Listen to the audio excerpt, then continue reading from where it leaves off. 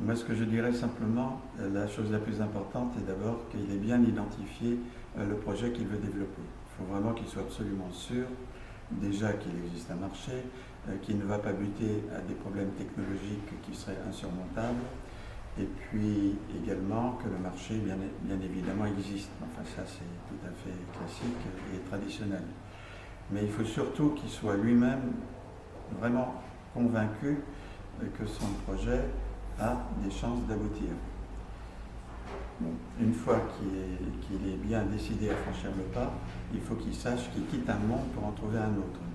C'est-à-dire qu'auparavant, il était peut-être simplement salarié dans une entreprise, il avait donc sa vie de confort, mais quand on est autonome, là les choses changent complètement parce que vous vous trouvez dans une situation où vous devez tout faire, vous devez rechercher des clients, faire des propositions, modifier vos produits éventuellement, vos techniques.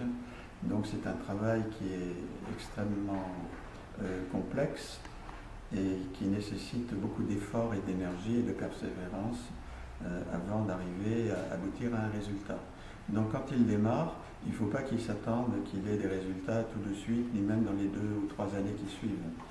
Il faut donc qu'il s'assure que pendant ces 2 ou 3 années, il puisse s'assurer une activité qui lui permettra, malgré tout, s'il n'a pas de moyens financiers importants, de pouvoir assurer cette phase de démarrage de l'entreprise. Ensuite, évidemment, on peut se dire je vais chercher des associés. Alors souvent, on dit peut-être que ça ira mieux quand on aura des associés.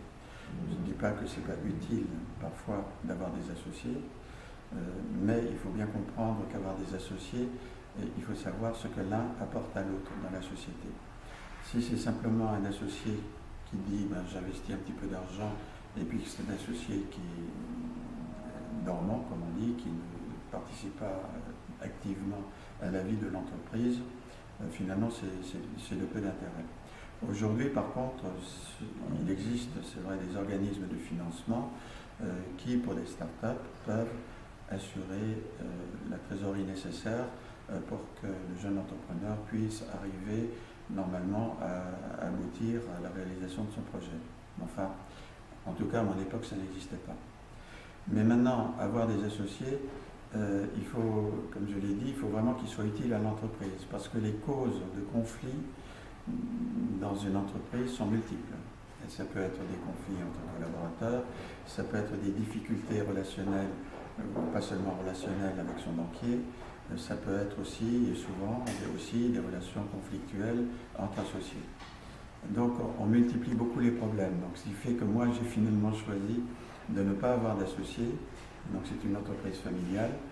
Et maintenant je peux le dire, ce n'était pas le cas avant, mais j'ai des relations avec ma banque qui sont très sereines parce que je leur dois rien, je n'ai pas d'emprunt, je n'ai pas de découvert, je ne leur demande rien. Donc ça évite beaucoup de difficultés. Mais c'est vrai qu'avant d'en arriver à ce stade, il faut passer par beaucoup d'épreuves, beaucoup d'embûches. Et ce qu'il faut dire, c'est que pour surmonter ces difficultés, il faut vraiment avoir la conviction, avoir les nerfs solides, ne pas se laisser aller au découragement. Et puis, dans ces conditions-là, on peut penser qu'on peut avancer. Mais il ne faut pas que l'on pense, quand on crée une société, ça y est, je crée ma boîte, je vais gagner beaucoup d'argent.